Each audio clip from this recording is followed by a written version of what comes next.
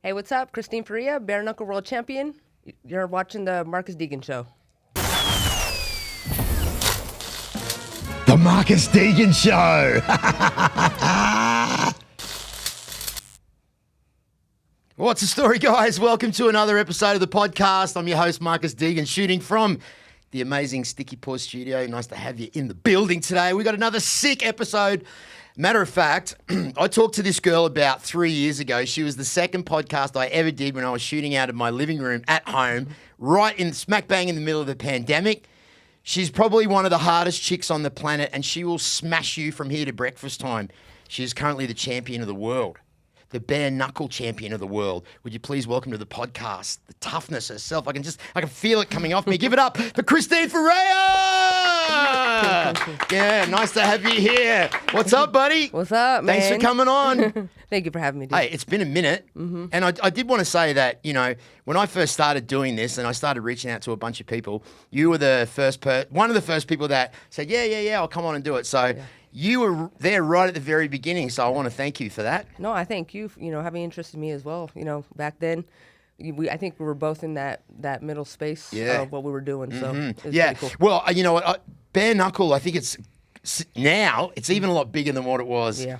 Back then, you've got so many stars crossing over into the bare knuckle now from the UFC. So, I mean, just to name a couple, Chad Mendes, Eddie Alvarez. Mike Perry. We got Mike Perry, had Luke Rockhold come in. Beck and got Rawlings. Beck Rawlings. Pearl Gonzalez. Yeah. Yeah. So you've got all these. Paige Van Zandt. Paige Van Zandt. Well, but she's finished now, right?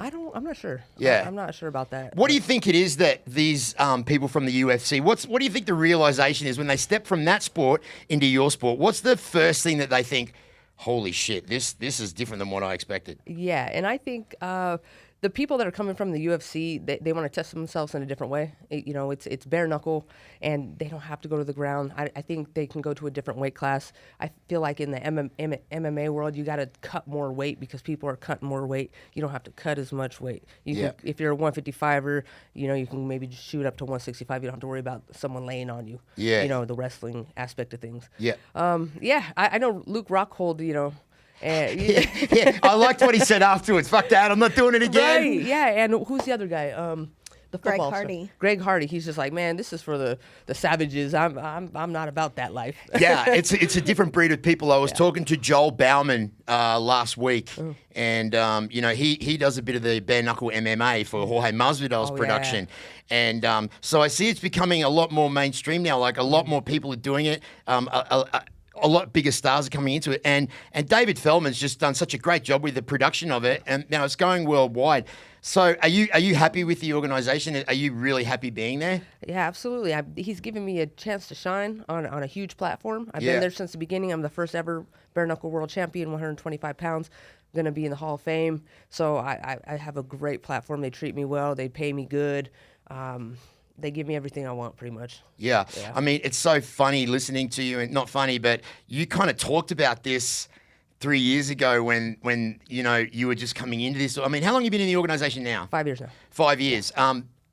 It was starting to get bigger, and Artem Lobov was in it, and then you joined, and then it started to come out of nowhere, and everyone started loving the sport, and everyone started getting real fascinated, even though it's been around since before they had gloves. Right. And you talked about becoming the champ and making a life for yourself doing this, and now you're doing it. Yes. Now, I always ask this question because it's something that I really believe in. How much of a benefit is it to have good manifestation skills, to be able to see it in your brain? How much of that goes into what you do? Everything. If you don't manifest and you don't visualize and you don't believe in yourself, you're going to give up when times get hard. Yeah. When it gets to the point where you're not succeeding or you fail, say you lose a fight or you lose a business deal or you lose just kind of some kind of traction, if you don't have that reinforcement of manifestation, you're gonna break. Do you think as a fighter you need to have it even more? Because your life can change in one punch. Yeah. So you really have to have a strong mindset when you're in the fight game, right? Right. You're facing someone's trying to beat you physically, mentally, emotionally. They're trying to break you in every single way. So to work on that, to work on every aspect is key, and to be resilient in Yeah. that. And we both have been to the Raja. The Raja does reinforce that, and with the brain or the sound waves and everything, that sets you more into the I don't want to say hypnotizing, but Yeah, kind of. Well, I found it was kind of hypnotizing Right, because it the is. sounds in your ears kind of. I found my breathing going in time with it, and then I found that I could think a little bit clearer. So you guys might have seen the segment that I did on the Russia last week. It's up on my YouTube channel. Just click the link below, and it'll take you straight there. But yeah, it was just an incredible experience going in this machine. So there's a beautiful lady sitting next to you. We haven't introduced her yet, so I think we should maybe give this lovely lady an introduction. Can you tell everybody who you are and what your role is instead of just sitting there looking gorgeous? Well, thank you. I'm Jules Gray, and I'm the athletic coordinator over BKFC's women division. And I do matchmaking and recruiting and all kinds of stuff for the pretty ladies there. Yeah. So what do you look for when you're recruiting someone into like an organization like the Bare Knuckle? Apart from their skill, what else do you look for? I look for marketability. I look for heart. I look for, there's a lot of different aspects that I really check out on an athlete whenever I go to find them. Like if you can speak good in front of the camera, if I know I can get an audience to fall in love with you. Of course, skill is and dedication and sacrifice are all on the top of that list, like to make sure that you're really an athlete that we want to promote. What makes this lady here so marketable, and why do people love her so much? Her marketability factor is really the fact that she is the scariest woman in combat sports right now. Took the words right out of my mouth. I knew you were going to say that. That is just the truth. Yeah. And it's funny, I love when I interview someone like Christine, I like to go back and look over some of her fights before I do the interview, just to refresh my mind of who I'm talking to. And do you know in yourself how much of a fucking badass do you ever look at yourself in the mirror when you're brushing your teeth and go, oh fuck, jeez, I scared myself. Fuck, you are a badass. Do you ever do that? Because I can only imagine what it would feel like being able to walk around knowing that you can literally fuck anyone up that you want. Yeah, for me, I like to stay super humble. I like to. I want to, when I go into every fight, I like to go in like that person has the ability to fuck me up. And that's how I keep my edge. And that's how I keep myself staying on point. Because the second I relax, the second that I think that I'm the best in the world, that's when I'm going to get knocked out, I feel like. So I do some, after my fight, I celebrate it, a couple weeks, 3 weeks. And then I'm like, oh, I'm the best, da-da-da. But then I'm right back into that humble mindset. So I stay hungry, because you can get everybody's around you. You're the best in the world. No one could beat you. You could do this. You could do that.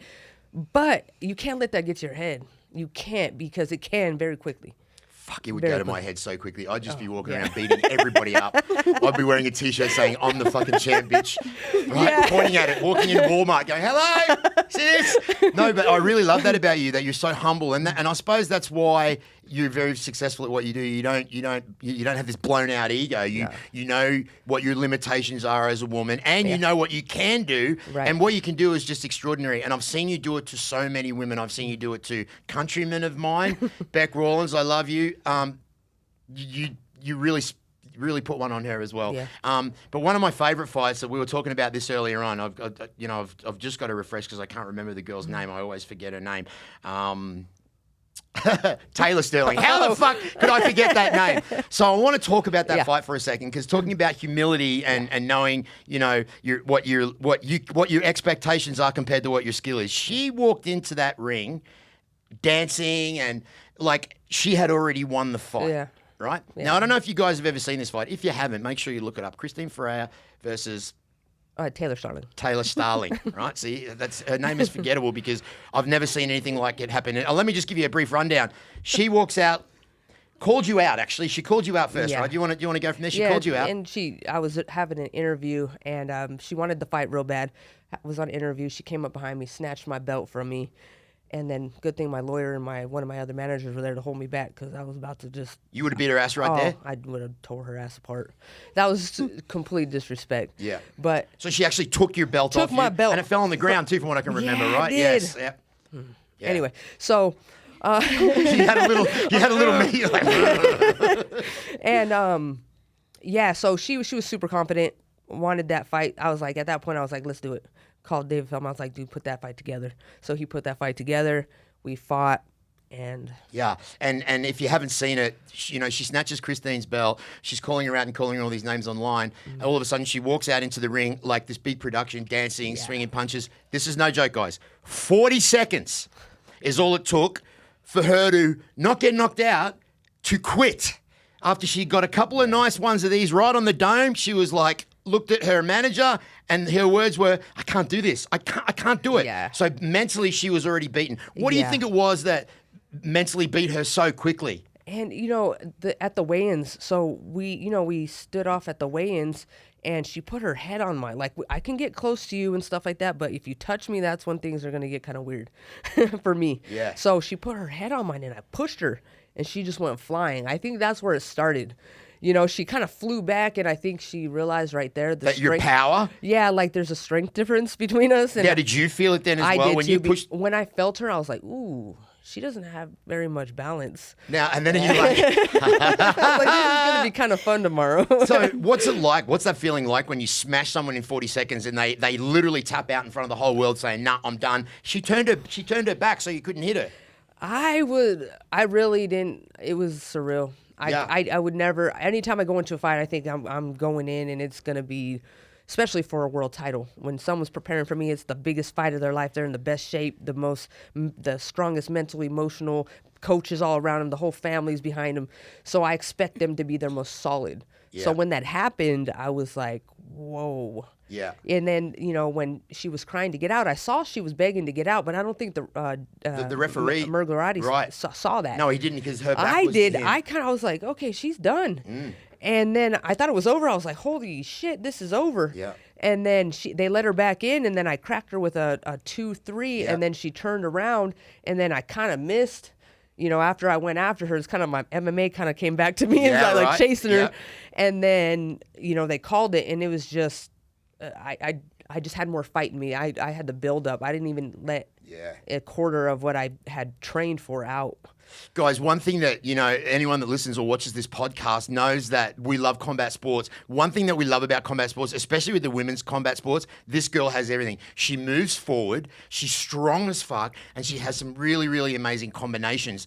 You've got the look, you're tough as, but Yeah. you're a real sweetheart and nice and passive when we talk to you.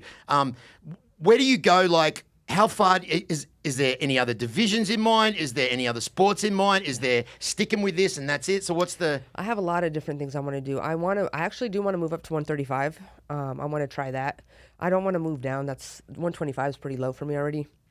I want to try 135. I also do want to try some boxing. I want Amanda Serrano, to be honest with you. I want to try her. I want her to come to bare knuckle. I want to try her in. She does MMA as well. She's in PFL and she does boxing. So I want to do all three, a trilogy with her, see who's the best. I also and bare knuckle. Of course, I love bare knuckle.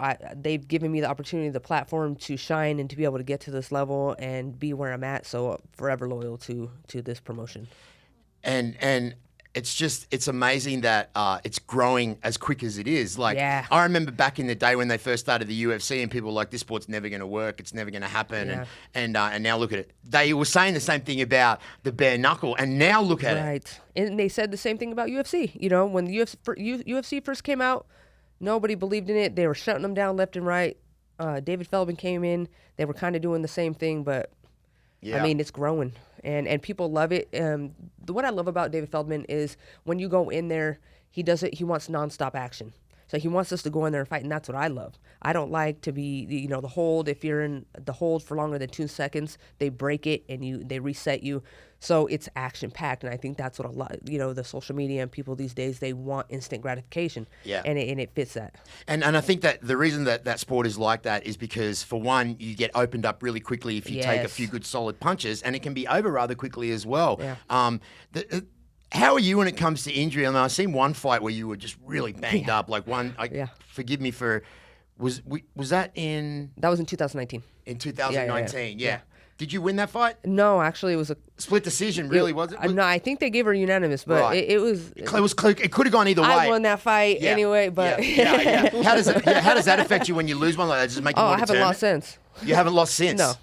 You haven't lost since? No, I you promise I haven't. won't lose. Yeah. So, any fights coming up in the future? Yeah, I have one coming December 2nd. I'll be fighting. I can't release the opponent right now, but I'm hoping for a rematch.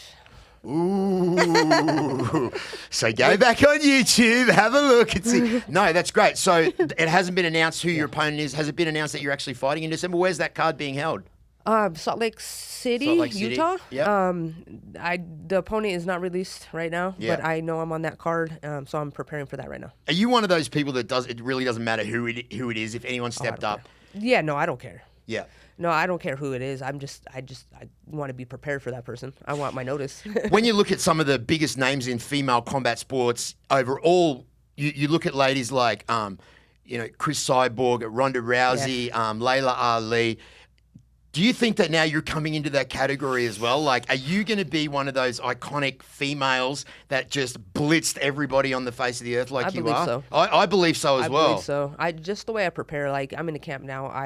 Me and my girlfriend live together, but I move out of the house. I stay by myself. Okay, hang on a second. Wait, you pointed this way? Oh, yeah, Oh, that's- so you guys are together? Yeah, that's my girl. Oh, okay, beautiful. I was going to ask you, how's your love life going? It seems like it's doing absolutely fantastic. So congratulations over there. Nudge, nudge, wink, wink. Say no more.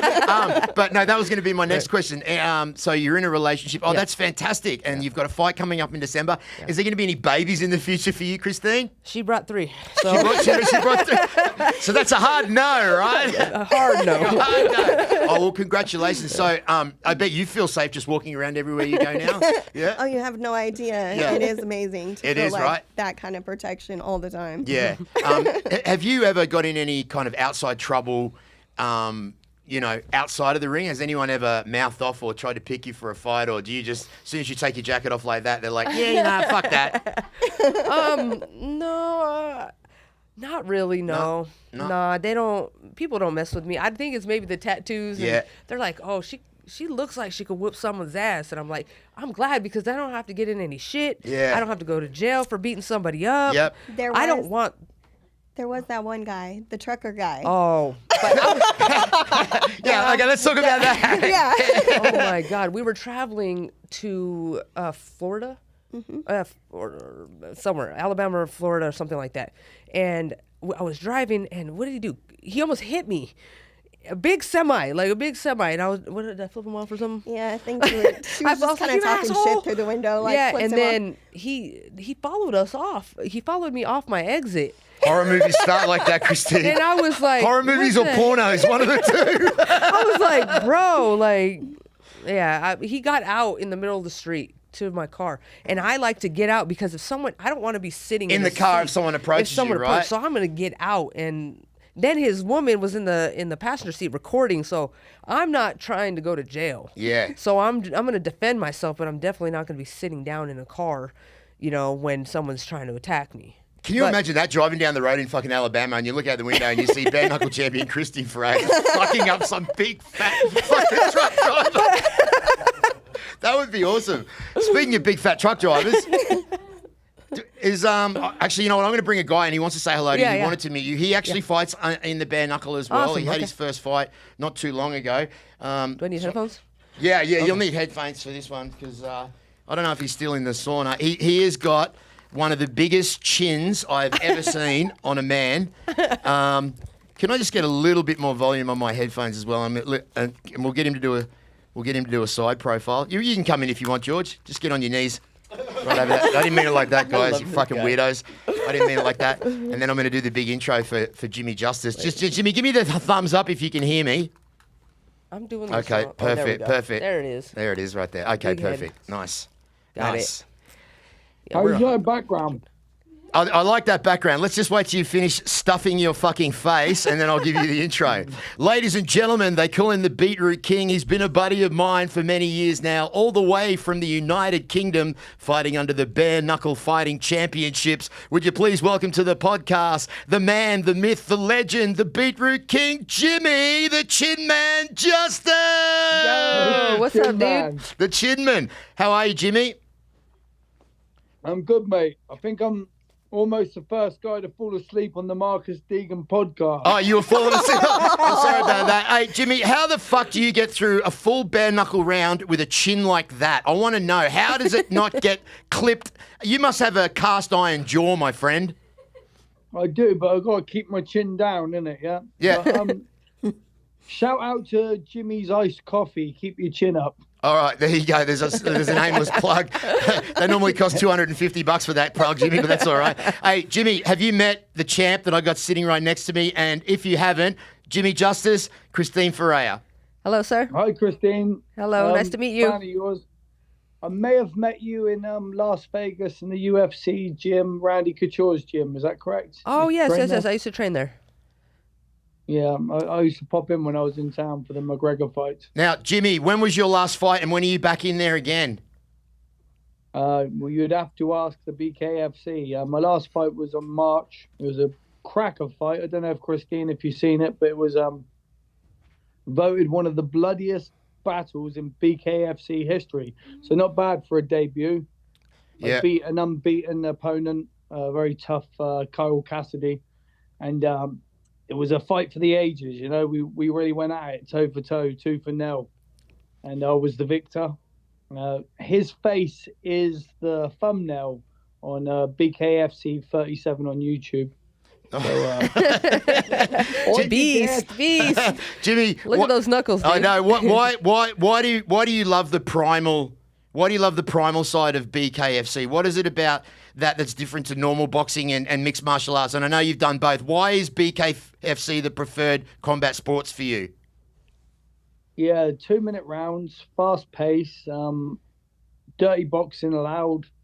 Love it. You know, heart, strength. It's definitely my game. You know, mixed martial arts was something I used to do for a bit of fun, really. You know what I mean? Like, but I was never serious as a contender in MMA because, you know, I lacked so many disciplines. You know, but boxing and dirty boxing's always been my forte, shall we say?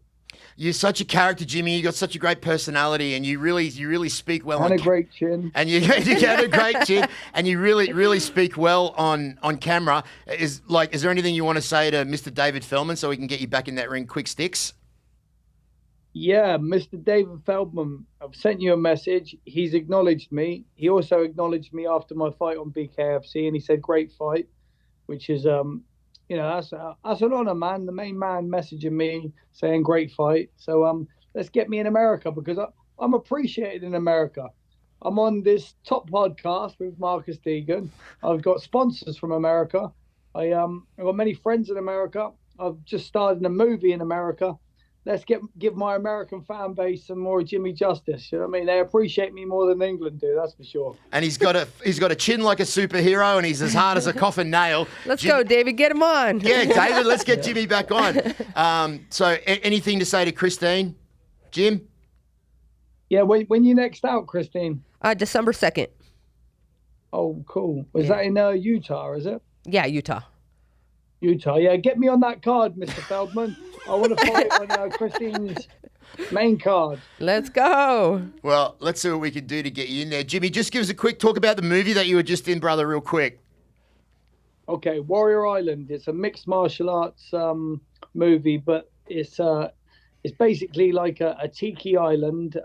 It's a bit far-fetched, but it's cool. You know, like let's take Bloodsport, Enter the Dragon, mix it all together. You know, we've got a Cyclops on the island who's it's coming right out of a comic book, man. Speaking of a comic book, I was a character in a comic book, Warrior Island, and I was cast to play myself, Justice. Okay.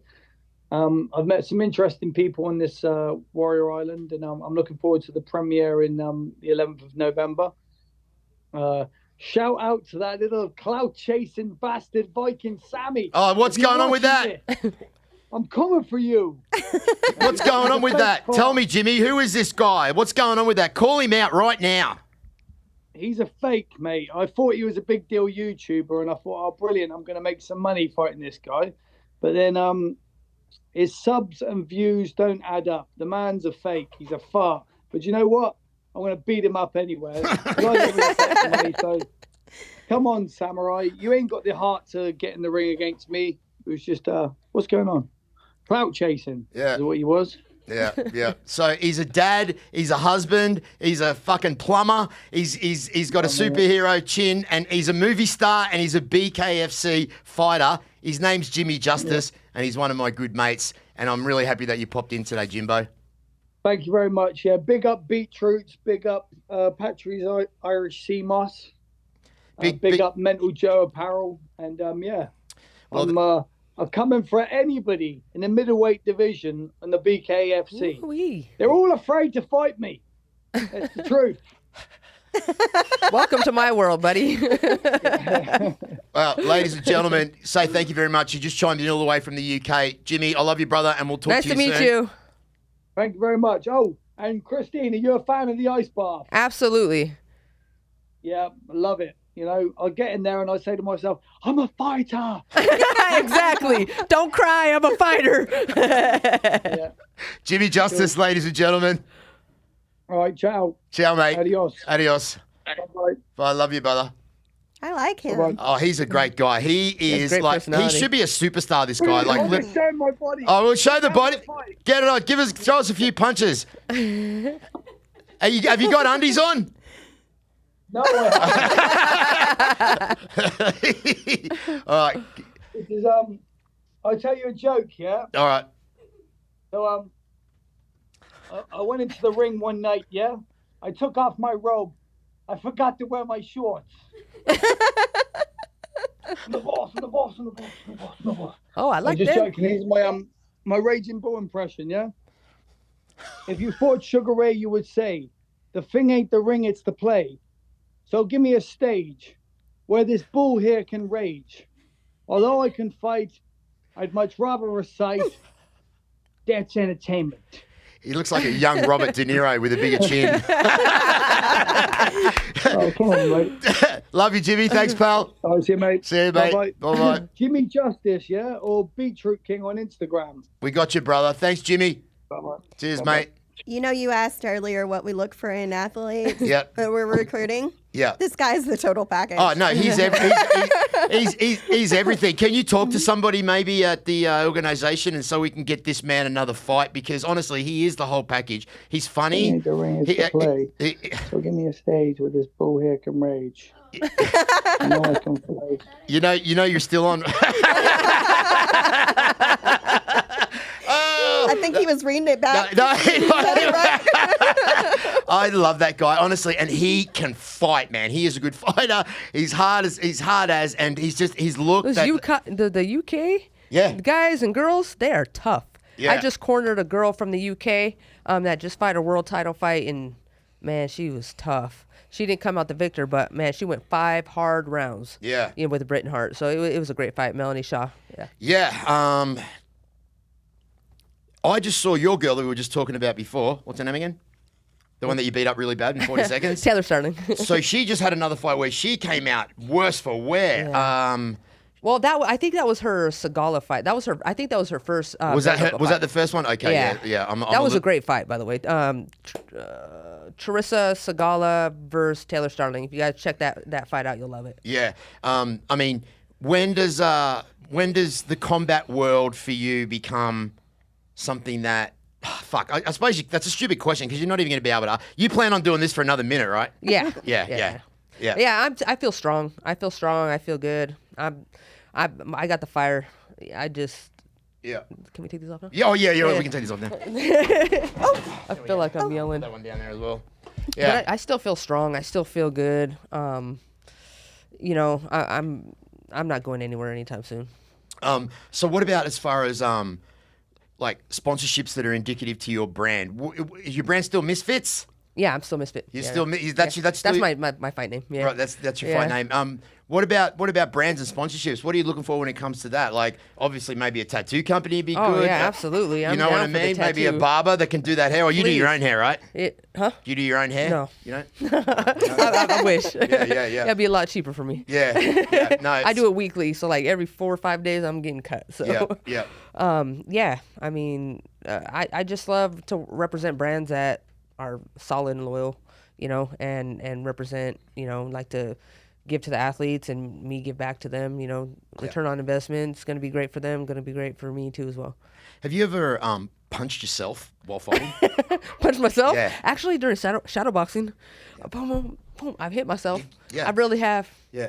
I It's have an pretty sad. interesting story about her. Yes, please tell us. I'm scared. This literally happened when she was in the middle of a fight. She got Oh, her yeah. thumb caught underneath the girl's sports bra and pulled it all the way down, right? Well, she Everybody would think notices I'd wanna take it that all the way she off. got it pulled down. So she, in the middle of the fight, tries to help this girl to make sure that her pull boob it back doesn't pop out. She pulls it back 'Cause up. I'm like, oh, shit, As her she's pulling tit's it about to back pop out. up, the girl takes a shot Yeah, at her. boom, cracks me. And there's nothing she can do. Do you want to tell was who it was? Salgado. But look, she sucker punched me twice in that fight. So I did that. Like I went for the clinch, and then I accidentally grabbed her bra, and then it went down because I was shifting my hand. Went down. Went to go pull it back up for her. She cracks me. So on a break, we got caught up in the clinch. On the break, he said break. I broke, and she said boom. No, left hook. Just cracks me, and I'm like, oh. The two most Protect yourself at all times, The- even I when know, you it's even true. when you're putting tits back in bras. Exactly, especially Yeah. then. Wow. But then she cracked me, but I dropped her right after that. Yeah, is that what's that feeling like? Knocking out someone, dropping someone. Is that I've never done it before, so I just wonder what it I feels love like. it. Feels amazing when you see a body drop. That's what I was just talking to her this morning, but I was like, during the time I'm fighting, that's my goal, is dropping you Yeah. the fastest Yeah. way I can do it, and the most vicious way I can do it. I don't feel bad. Remorse. I don't have Yeah. thank you. I have no remorse, anything. And after the fight, I don't go around wanting to hurt people and all that bullshit. But during that fight, it's the most amazing feeling, the domination, overcoming somebody in every single way physically. I love it. I'm addicted to it. I've noticed that your fight IQ is just going like this and like this till now, where you're starting to. Not now, but you've always done it. But I see now you're working shit out and throwing these amazing combinations. What have you been working on the last few years that's improved your game so much? Boxing. Is it the boxing? Is it? I just been in the boxing gym for 6 years now. Just when I went to boxing, my IQ just shot up. Like I had a lot of knowledge before, but the boxing's so intricate, and the science behind it, it's broken down. It's so repetitive. And I mean, MMA, you have a million things you got to do. It's really hard to dive into things. But with boxing, we're doing one thing, and that's with our hands. But there's so much footwork, angles, the speed, the cadence, the volume. There's just so many different things that I can do, but it's not as many as MMA, Even still, though, until you do it or until you've tried it, people have absolutely zero idea. I thought I knew a lot about combat sports just from watching it and talking about it and interviewing these people. But until I stepped in that ring and got cracked in the face, I was a fucking infant. I was an embryo in a stomach. Yeah. I had no idea about what it was about. I actually was lucky enough to get signed by Celebrity Boxing, which is dope. Damon Feldman, which is David's yeah. brother. And Tony Fricklin, who is my boxing coach from down at the International Sports Centre. You may have seen him down there. He's got the bald head, Tony. Yeah. So he's a trainer. Said he'd love to train you, by the way. Awesome. So he was training me for the fight. And I was like a month into camp, and I tore my Achilles. So I should be in a boot right now because I have a torn Achilles. That's right. I remember that. Yeah. So I did my Achilles That's in, and I had to right. withdraw from my fight, which Damn was it. going to be on, I believe, on the 3rd of December in Atlantic City. It was Okay. going to be my first fight on pay-per-view Triller. And that's about a year, right? About a year, 9 months to a year. Yeah. So you can go after that. Yeah, I can go after that, but I'm getting old now. I just turned 53. Depending on what I'm the person that's like, don't put limitations on Yeah, yourself. you know what? I don't. I'm just saying that Yeah. because I'm just fucking using it as an excuse because I'm getting grays. I'm getting grey hair. But no, you should, because I actually don't feel my age. I believe that age Right. is just a, obviously it's how old you've And been I on the earth. think everybody should at least have one fight in their life, one camp, just to cut. go through it. Even if it's a 4-week camp, everybody needs to experience that. Do you know what that did for my mental state? Oh, Do you man. know it was better than any antidepressant that I've ever been on? And trust Thank me, you. I've been on fucking Thank you, hundreds my of man. them. Thank you. You cannot the feeling, I don't know if it does something to your brain, endorphins, but when you come out of it, and this is hard for people to understand because if you've never done it, it's hard to comprehend it. Yeah. When you come out of a gym and you are sweating and nearly vomiting and you've been punched in the face and you've had such a great training session, you walk out of there high, right? You walk out of there like I'm addicted, straight up. And anytime I have a hard time, there's no hard time like what fighting has taught me. I'm in there getting my ass whooped, and then there's people around. You don't want to give up, so you have to dig. And you're not going to have to dig as hard as you have to do in a ring outside. So I feel like everything's easy outside because I do boxing or because I've done MMA or I have done fighting. Just pushing myself to that limit just gives you such patience, resilience, just to bounce back. And it teaches you not to be a pussy as well. And and to get everybody has to get their ass whooped. Yeah. I swear, if your kid's screwing up, fucking up, send him to me. I promise you, he will be a different person in a couple months. Do you think that every parent should have their child in some kind of combat sport training, if not to learn how to protect themselves, but to also talk about and to have those things that you just mentioned right there? Right. And it teaches you how to, when I go with the smaller person, how to have control, how not to bully somebody. And because if Hard Knocks Muay Thai is a gym out here, how he does it, if a guy comes in, he sends them to me. I go with him first. He tells me to go hard on him, just to see how the guy's going to react. If the guy starts beating my ass like I'm a dude, then he sends somebody else in. So he teaches you through that how to treat somebody, how to have control, how to not use things inappropriately. So if I'm sparring a 7-year-old boy, I'm not going to go over there and fight him like a 20-year-old kid. Yeah. It just creates a lot of control, helps with the bullying, and it teaches you, and it's not saying don't bully somebody. No, he teaches you through action, because you're not going to learn. If an adult tells you something and you're a kid, you're just trying to control me, you're telling me to do this, they don't understand why the reasons behind it. Right. But when they have it done to them, that's where they're going to understand more. Yeah, my spar was against a 15-year-old kid. That First whooped your spar was ass. about a 15-year-old kid that fucked me up. Oh, dude. When he punched me in the face 2 or 3 times, I learned so much in about one round. Right. I learned a lot about life. Absolutely. A lot. A lot. Hey, I went in my first boxing gym. The coach was like, okay, I'll have you spar with my 13-year-old. And I was already a pro MMA fighter, Muay Thai. I'm 14-0, Muay Thai fighter, undefeated. And I'm like, the disrespect. You're going to put me with a 13-year-old boy. Yeah. I had to fight this kid like he was a grown man, though. Like, I went in easy at first because I know, I understand the game. This kid just, wow. He could have knocked me out. I swear to God, if I wouldn't have fought him like a grown-ass adult, he would have knocked me out. Yeah. I was bragging about having my first spar. I filmed it. I bought the new gloves and the headpiece and the mouth guard, everything. Now, I didn't release the footage because it wasn't good. It wasn't good. It's amazing what you think that you know until you fucking get in there. No, it is. Yeah. But that's interesting. I believe, I really truly believe in that as well, that every kid should learn some kind of, whether it's boxing or jiu-jitsu or judo or anything like that. Yes. What age do you think someone should start trying to get into, say, something like the BKFC? Is that something that you think that you need to have a lot of experience to do? Well, I think it's Actually, I've used all my arts. Muay Thai. I've used my boxing, my jiu-jitsu, even jiu-jitsu. Try and say that with a dry mouth. Jiu-jitsu moves. All of it has combined. Yeah. Inside of bare knuckle. So confidence-wise or no, angles, just like movement, technique, yeah. Techniques, and you're fighting all different arts there.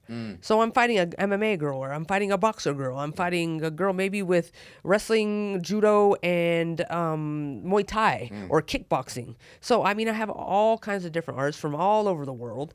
And they do have a prospects series that has amateurs. So they can practice there and get a hang of it there and then transfer into the actual bare knuckle. Right. So that's awesome as well. Yeah. Now, when you this might be an obvious question, but some people out there probably don't know this. When you're training bare knuckle. You don't spar bare knuckle, right?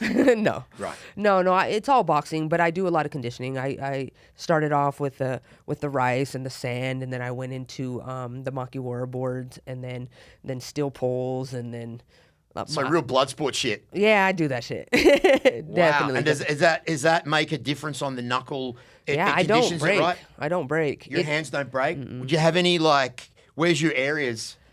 I don't cut. You don't cut either? I don't cut. It's weird. Like my ears, you see this? Like they just shrivel up, and my nose just bends. I don't. Yeah. I was built to fight, bare knuckle. You're like Mr. Potato Head. You can just like It's crazy. Like I always wonder because my skin's kind of like elasticy. Yeah. Like I always thought it sucked, but I don't cut.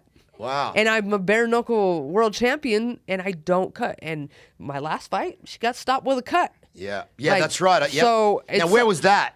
It was up. It was Up right there, up here, yeah. and right yeah. on the bone. Right, and it only takes one, not like Yeah. with the UFC. It was my first hit that I landed on her. That split. I seen it open up. Whoop. I was like, yeah. That was all I was going for the whole fight. Now, did you when you connected with that? Do you know when it's going to open? Are you like, oh fuck, that's a good one? Actually, I grazed that. That one was because it was a long hook, and I Right. just grazed it. Yeah. So it wasn't a hard hit, and you don't have to. You don't want to hit super hard in bare knuckle. You want to pick your shots. Then when you got them hurt, then you land your hard shot. See, there you go. That's something that I wouldn't have known. I Yeah. would have think that you just go out there and go No, like a you're bullet. gonna, you might break because you can't just throw at a wall as hard as you can. You gotta first of all build up your hands to it, and then if someone's hurt, then I can grab her. Boom! Then I Yeah. can land one or two hard shots that are gonna take her out. Yeah. But I'm not gonna do 15 in a row. That's Right. not smart. On the more personal side, Mm-hmm. being in a same-sex relationship, do you face any discrimination online, or do you face any discrimination I'm in a the man. organization? You get that right? They tell me I'm a man. Why are they fighting a man? And I'm like, bro, just because I have my hair short and I'm tomboy doesn't mean I want a penis. Yeah. I mean, I might have a couple fake ones, but I don't want. But I don't I don't want to be a dude. Like I'm not one of I won't say I'm not one of those, but I'm not a person that wants a sex change and all that. I'm totally 100% love being a woman, love being with women, being a woman. Yeah, I suppose that's just the ignorance of some people Right. these days Yeah. that would, just look at that and not agree with it. But it was just always something that I was wondered about. And, how do you handle the online trolling and stuff like that? Does it bother you? When I was younger, it hurt my feelings more. I was like, oh, it would devastate me, right? Yeah. But I mean, I guess you get used to it over the years. Then I listened to Joe Rogan and stuff like that. He's just like, don't read that shit. Don't watch that shit. You don't buy into it. These people are hateful. They don't have a life, or they're jealous of you. Yeah. But what I started doing is one time some guy was talking shit, and I was like, I was in Invicta. And I just said, hey, bro, what's up? Why are you doing that? Why do you think like that? So you took the nice approach? Yeah, I did. And did it it worked. work? Wow. It worked, dude. And he's just like, bro, he came into my DM. He's like, I didn't expect you to respond like that. He's like, I'm sorry. I'm just talking shit. Da, da, da. And I've done that several times after that. And about 80%, 60 to 80% usually turn. Wow. But not all of them. I think it takes a certain kind of piece of shit to take the time out of their day to write something Yeah. offensive about someone. I don't think people that are winning in life do that. Yeah, no. So it's only Absolutely people not. that aren't and that maybe want to be where you are that want to talk shit. And probably because you could probably satisfy a woman better than most of these trolls online, right? Maybe. So, thank you, baby. We're going to put a sound effect in there somewhere. I want to work out a sound effect to put in there. So what about you? How does that feel for you? Like you said that you've got 3 kids, so obviously you've been married before. Is this something that's new for you, or is it something that, do you cop...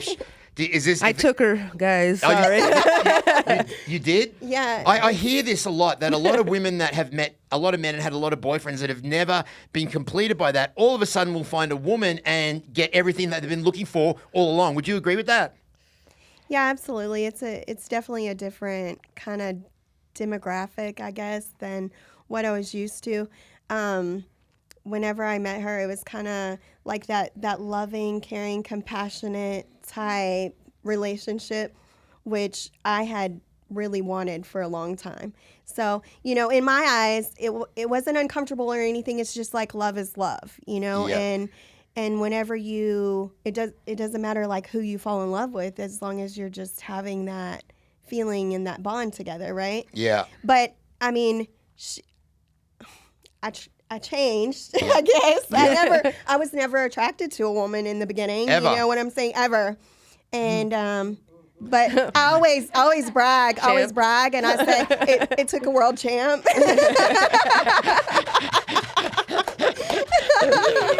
My engineer is naked right now. You can't see that. Lana is naked. You know what, though? You know what? I don't mean to interrupt, but I was just telling her, I think it was yesterday, I was just like, you know, for being with a girl for the first time, you really, like, took it on very, very naturally. Yeah. Like, she wasn't, like, trying to hide in public. She's, like, actually more, like, open than me, because sometimes I'm like, don't hold my hand, because I don't want someone to talk shit. touch And then on you that. have to say something or And do then something. I have to fucking Right. fight somebody. Yeah. But she's over here like, doo-doo-doo, and I'm like, babe, no, not here. Because I've been around this so long, I already know that motherfucker's going to do something. Da, da, da. Yeah. And I don't, if someone hurts her, if they hurt my feelings, I can brush it off. If you fuck with my girl, I might lose my temper. So, anyway. There's that protection thing, you know, we were Yeah. talking about earlier. Yeah, but that's got to kind of suck in a way that you can't really display your affection in public because you worry that someone is going to say something and you're going to have to mess them up. But it's not all the time, and it's not everywhere. It's gotten way better because I've obviously been gay a long time. Yeah. It's gotten way better. And you don't hide that you're gay, right? You don't. I can't. I mean, Yeah. look at me. If I try to say I'm straight, they're gonna be like, Hey, right. Yeah. So I mean, yeah, I can't hide it. But on another note, Yeah. I can't tell you the amount of men that are in her inbox, like constantly blowing her up. You gay, bro? No, I'm just kidding. Really? Is that right? Talk about that. Like, what they want you to beat them up, or they want to have Well, some of that. Some of them want me to beat them up. Some of them just say I'm beautiful. Yeah. I think I'm cute. No, but you know, I Men are horny. appreciate- We are horny. We're pretty I'm like, horny. I appreciate you, bro, but Yeah. you know, this Yeah. is not what you want. Now, is that something that you've ever done? Have you ever been in a relationship with a man? When I was a teenager. When you you were know? a teenager. Yeah. And then like when my parents are very religious and I don't want to say they didn't like that, but they didn't agree with it, I guess, at the time, you know, and I didn't feel comfortable, so I left and Yeah. then I just did what I wanted to do. Would you ever go back to the dark side? Just for a couple of hours or just for a bit of fun on a night on the molly or She something might like kill that? me. Look at her face. Absolutely not. Well, you know, it's always interesting to me because, you know, obviously I've been with my fiance for 10 years and where the fuck am I going with this? I was going to say something. Swinger shit? Yeah. No. I'm too insecure for that. I could never, I Yeah. would hate another guy to come in and do a Touch, better yeah. job than me. And Yeah. I mean, I couldn't. No, we couldn't do that. Yeah. I couldn't let someone touch my girl. Yeah. I'm a don't want to say possessive. Possessive? Am I possessive? Just Ish. a little bit. Okay. Did you see that? Did you like, see? I don't know if anyone missed that. You I'm kinda- like, I don't know. I feel like I'm protective. yeah. You feel like a protector. Yeah, I'm like protective. Like I don't want anybody putting anything on my girl. That's mine. You know, And how long so- you guys been together now? 2 years? About 2 years. 2 years. Yeah. Nice. She was my manager first. Yeah. But, And then but, you but you know seduced what? her? Do you know what's the crazy thing is I was. She was my manager, and I was married at the time, and I wasn't doing no cheating bullshit. But my wife at the time was crazy. Went to her and said, "I want to leave Christine, send her to a camp in Florida, so when she comes back, I'm gone." We were best friends. Yeah, this is like my best friend and my manager. Right? So her wife calls me, literally just picks up the phone and calls me one day and she says, "Hey, I need you to keep a secret." And I was like, "Okay." And she says, I want you to make sure everything is set up for Christine's fight camp in Florida because while she's in her fight camp in Florida, I'm going to leave her and divorce her. Yeah. And you cannot tell her." Yeah. And I'm like, Crazy. hold up. What Insanity. do you mean? Why Like, though? so Well, I mean, it was before like I was world champion, and like being a fighter's hard. Being a fighter's hard, and When you're trying to get there, yeah. it sucks. And I was with her for about 9-10 years, and so She's the blonde lady, right? yeah. So she did about 9-10 years in with me in the fight life. So I mean, I understand. She fucked up now, then, didn't she? Guess what? So 6 months later, after she left me, I won the world title on her birthday. Did you look into the camera and go? That's the thing. And that's crazy because I was preparing for my world title. In the midst of, all of that stuff. And I was just like, and when I went to this fight, I'm just like, and then she let her new girlfriend call me and tell me I'm a loser for doing what I'm doing and making fun of me for being a fighter and going to the gym and all this stuff. So like, there's a lot of pressure. I was just like, if I lose this, it's just. Just you couldn't lose that one. No. So Britain Hart, sorry, that was yeah. You got part of that. You used it as fuel. I used it as fuel, and I used it as and I didn't give up on myself because it gets defeating, and you're broke and you don't have this, and you're trying to crawl your way to the top, and it feels like you're never going to get there, and you're never going to get that opportunity, and then you lose friends, you sacrifice everything. You don't get to go out and party. You have to eat good. You have to sacrifice all this shit that you have to do. It's really, really hard. So I just channeled all that into my training, and I just lock myself in a room, and I just get better. And I know if you cannot fail when you work hard and you sacrifice like that, there's no way in hell all the stuff that I sacrificed, sleeping on gym floors, losing jobs, quitting school, doing all this stuff and not reaching where I'm going to reach. I knew one day that I would get where I wanted to go. You already knew this was going to happen. It's just a matter of time, right? Yes. Although I lost, some happiness during that time, you get depressed during time and all that. I just knew not to stop. Something in me would not let me quit. How long was it until you told her when you found that out? She told me within an hour. Immediately. Within an hour? No. And you guys... No. Yeah. It's like, especially being her manager. So her wife knew my role as her manager, which is to protect the athlete at all costs, right? You cannot mess up their mind during their fight camp. And for her to have the audacity to think that she could contact me and I would send my own fighter who I'm sending for a world title, right? I would send her away at a fight camp and let her wife leave her, so when she comes home, there's nobody at home, and then she has to go and fight? Yeah. No. So she told me, so I went down to her absolutely job. no sense. I just went down to her job. I said, hey, so you want to leave me? She's just like, yeah. I was like, all right. And that's all you had to tell me. that phone call was horrible, though. It was like, as soon as I hung up with her, I mean, I called Christine and I was like, I need you to sit down. I've got to tell you something. Yeah. And you're not going to like it, but it's better now than it being in the middle of your fight camp. Now, that feeling that you got in your stomach when she told you that, is that the same feeling that you get when you walk out to fight, or is that one worse? No, it's a different thing. It's a different feeling. Yeah. The physical sensation's different too? Yeah, because when I'm going out to fight, it's more of, it's an adrenaline rush. Yeah. It's adrenaline. Like when you're separating from your person of 9-10 years, it's just like empty.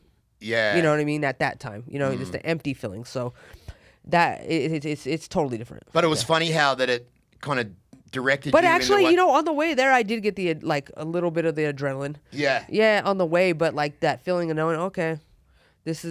I knew, someone can only take so much. Especially it's my dream, my passion, and nothing is in fruition like big like she expected or thought. I mean, it's bound to come. I guess. I don't know.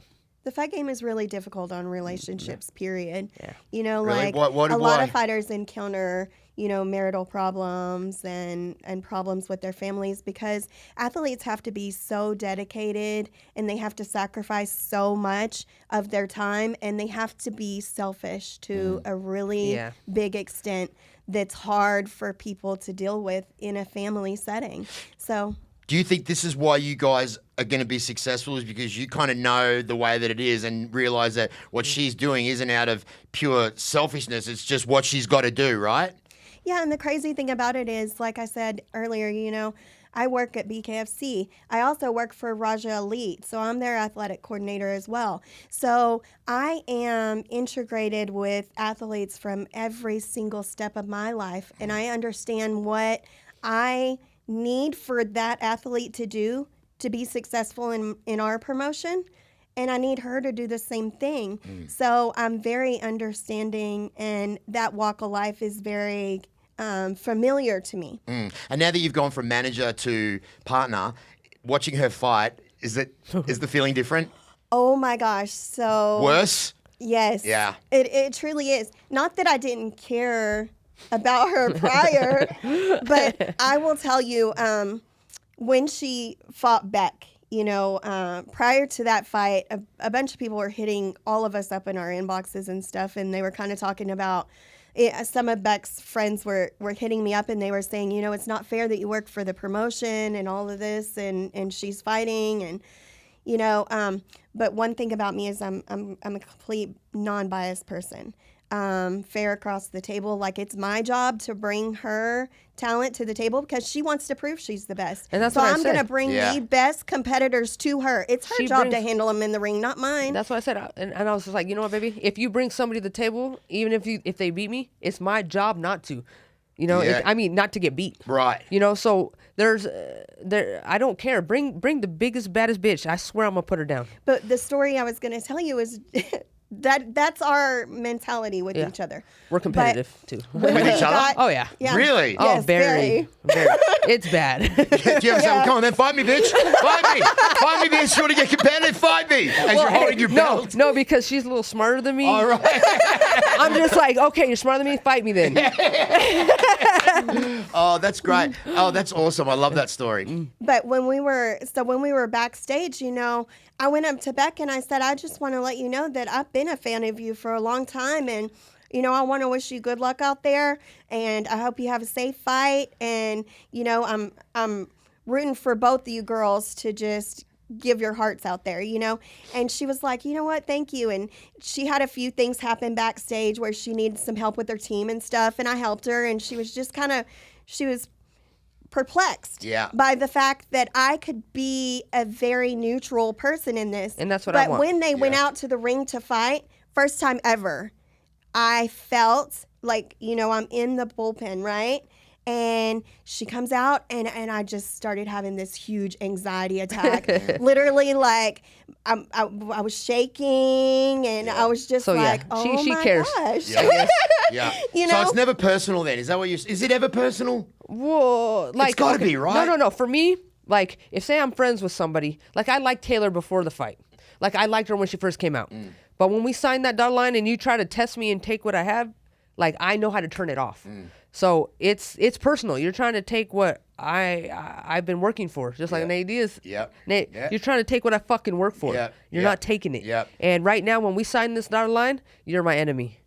And that's my mentality. And once she gets in there, you can see her just go into a completely different zone. I do. She zones in, and it's like you just see all the lights around her like go off, and it's a different It's violence, person, baby. It's a violence. different I love to person. watch it, but I don't want to get involved in it. I saw you guys were with Conor McGregor at the bare knuckle when he was there. He was there. Yep. Yeah, and that I saw was you so guys dope. with him and getting some photos and some video. How was it meeting the champ? Oh man, Yeah. he's 'Cause so you're a cool. Conor fan, right? Yeah, absolutely. Yeah. I like his I like everything about him. Yeah. He has that confidence, and he knows how to talk. I loved what the build up with Mayweather. I watched the whole thing. I watch it still, and I learned from some stuff he does. You know what I'm saying? And just how, dude, when you're out there against Mayweather and you're out there on that stage in front of all those people, and the confidence he has, and all the And shit, how quickly he did it the too. shit he talks, Yeah. and Yeah. he's like quick with it. He's hella smart, and Yeah. I love what he does and Yeah. what he represents, man. Yeah. I have much respect for him. When she went out, she had no clue that Conor was even there. So she goes through the first round, right? She goes to the corner, and she hears Conor McGregor's You can see voice in the middle of cornering- my round, I look back, and he's like talking, and I'm like, my coach is like, hey, get back over here in between rounds. And Shut up, Connor's talking. So after the fight, Conor and Beck Rawlings comes out of the ring. She gives me a hug, and she's like, it's over, it's okay. She's okay. Yeah. I'm okay. After, We're after good. it's all good, dude. I don't give a And shit, you know? Connor comes up and tells her, like, I respect you. You Yeah. put on one hell of a fight Yeah, out there. Like, yeah. wow, look at you. It was awesome. That's so. Now, answer me this: you obviously go as hard as you do when you're out there, but when you knew that Connor was there, did you get a Bro, little of course. spark? Of course. You got another Of little course. spark. See, I was actually in the back on deck. I didn't know he was going to show up. I had no idea Conor McGregor was coming. I'm on deck. Beck's right where she is, and she's getting ready to go out to go walk out, and they're like, Conor McGregor's going to be here. I said, what? So it like blew my mind right before I'm about to walk out, you know, and I'm like, it was really kind of a throw off. And I was like, holy shit, this is the man right here watching ringside, me and her fight, you know. That And it was you got energy huge. from that? Yeah, absolutely. Absolutely. That made you, if you watch my fights, I even went, I took. You even did the. You even did the. I should have. In my head, I did. I was just no, but like when I went out there and I put it on, you know, and I took a little bit more hits than I should have because I was trying to bang a little bit more. That's you know what I awesome. mean? What a great So- story. Well, fuck, man. You said you were going to do this years ago when we spoke. Yeah. I'm just glad that we got to do this Thank again. you for because- having me, man. No, I mean, anytime. We did Thank it from you. home, Yeah. and then we're doing 3 years later. We're doing it Absolutely. where I've kind of moved into my own space now. Yes. You brought your lovely woman along, and she's got the sweetest little voice. Dude. Her Bro, that's what's I what's didn't the I didn't voice? even know It's her. so cute. Bro, you. we were talking over the phone when she was my manager. We weren't even in person, and her voice is what really stole me. Is that what it was? See, I Dude, knew it. it's freaking hypnotizing, bro. You know, there's a lot of young girls out there. This is a fucking tough world that we live in now, Christine. Yep. This is a tough world that we live in. If there's a young lady out there that maybe is looking for a little bit of advice in these hard early teenage years, what would something that you could give a bit of advice to someone that maybe needs a bit of direction in their life, a young female that wants to be an athlete? What advice would you give? Just never give up. Give everything you can to what you want to do, no matter what anybody says around you. You know, me growing up in combat sports world, a lot of women weren't involved. You know, when I was younger, I just kept at it, no matter what. If it's in your heart and your soul, and you can't stop, don't stop. Just keep going. Give everything you can to it, and never give up. Jules? Yeah, I think it's just about, that the sacrifice is really worth it. The sacrifice is worth, all the dedication is worth it. No matter if you end up a world champion or it's just to be in that healthy mindset. Like combat sports or training or being an athlete, it impresses your self-image. It makes you feel more value within yourself. And I think that's most important. Thank you very much for that, guys. Thank you very much for coming on today. Thank It's so you. good to see you again. I'm so proud of you. Go. You're doing I'm proud so of you, well, man. And let's do this again in the Yes, future. And if absolutely. you have any of you girls or you guys that want to come on, hit me up. DM me, Absolutely. whatever you want. Guys, thanks very much. Make sure you like, share, and subscribe. This is the new podcast, Next Level. Marcus Deegan, we're taking it up. We are going up, baby. Make sure you tell everyone about it. Thanks very much to my guests for coming onto the show today. Beautiful Sticky Paw Studio. This is Marcus Deegan for the Marcus Deegan Show. We're out. Ah! Go!